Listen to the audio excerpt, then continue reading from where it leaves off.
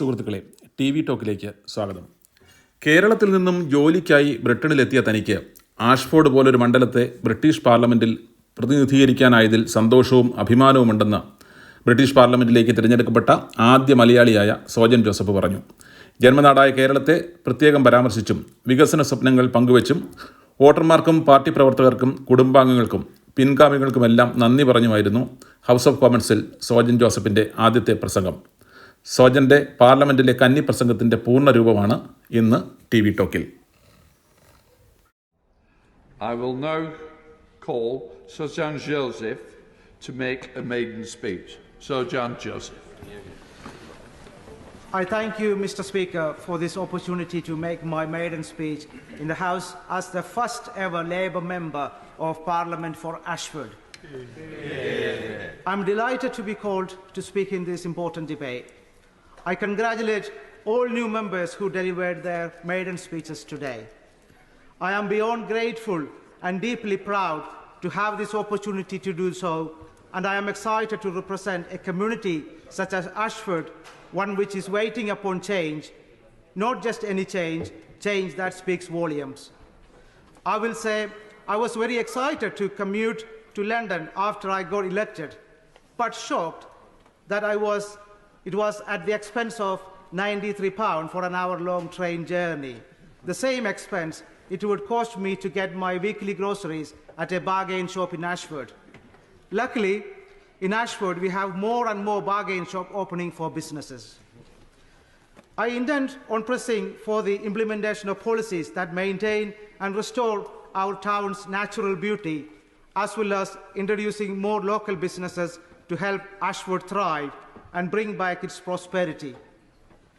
I take joy in representing such a diverse community like ours, and coming from Kerala, a southern state in India, I'm proud to have been the one selected by the people of Ashford. Ashford has been a market town since the Middle Ages and is home to a hospital named after the renowned physician William Harvey, which is a major hospital for those within East Kent. Many rely on this establishment to deliver them many forms of healthcare, and recently it has been overcrowded yet understaffed. Having worked in the NHS as mental health nurse for the past 22 years, this is a subject I hold close to my heart, and certainly something I would like to look into. I would like to pay tribute to my predecessor, Damien Green, and the work he has done for Ashford over the past 27 years, as well as acknowledging his impressive record in the House, having been First Secretary of State, Minister for the Cabinet Office, Secretary of State for Work and Pensions, Minister of State for Policing and Criminal Justice, and finally, the Minister of State for Immigration. I have great respect for the successes he had, such as working on a cross-party basis with local councillors to bring an excellent, skills-focused college to Ashford, attracting more keen students into the heart of the town. He also supported the work to convert the previously derelict New Town Works into a film studio and has helped protect the Kent countryside, both of which I value dearly, as protecting the beauty of this constituency is vital. I would also like to acknowledge his efforts in campaigning to bring back services to the continent from Ashford International Train Station, which is a personal target of mine. I believe Ashford would benefit from restoring this international travel, as it previously heightened tourism and the number of businesses, both foreign and local, situated in the town. I am pleased that in the King's speech, the idea of a better relationship with Europe was highlighted through the creation of the new policy that will assist in bringing back this international travel to Ashford. Ashford has great connectivity to London, thanks to the development of HS1. As a result, more people have chosen to move towards Ashford and make it their home. However, the infrastructure has simply not caught up. GP surgeries, dentists, housing, roads, and schools need to see an improvement, and I will campaign on this as the new Member of Parliament.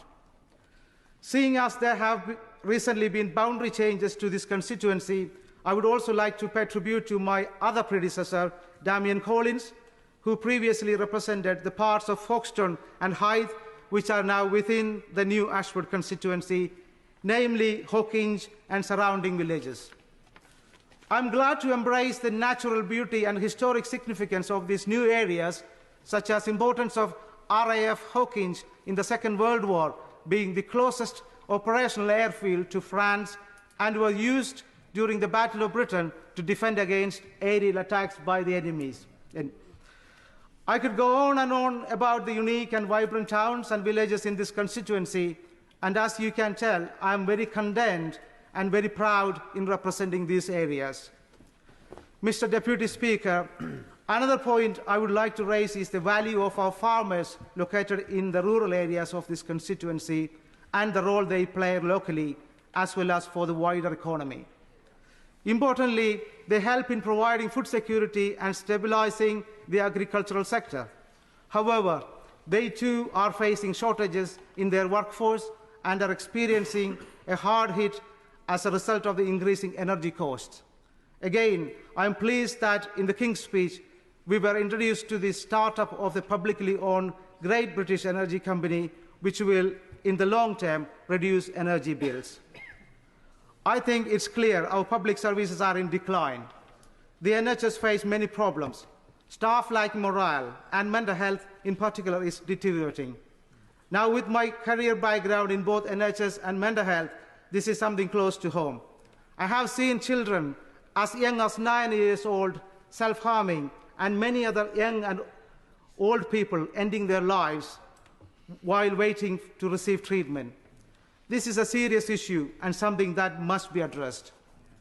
It is clear that over recent years, the importance and value of our NHS has not been highlighted, and so its maintenance has not been prioritized. We face an ever-growing and aging population, leading to overcrowding of hospitals and a heavy dependence on social care that itself is hanging onto a thread. Yet the hospitals are severely understaffed and hugely underfunded, to the point where we can no longer fulfill the people's demands nor catch up with these growing issues. Mr. Deputy Speaker, I am reassured upon hearing His Majesty's speech that there will be the introduction of new bill regarding mental health and learning difficulties, and the initial steps already taken by the government. This is a necessary step forward towards reaching a better NHS and a better future, where we can get people back to work, supporting economic growth. Finally, I would like to put on record my thanks to the members and supporters of Ashford Labour Party for the work they did in securing this historic victory in Ashford, as well as extending my thanks to my wife Brighter and our 3 children. Once again, I'm incredibly proud to be standing here on the behalf of my constituents, and I look forward to working with those around me of all parties to make the change our country desperately needs. Thank you. Yeah.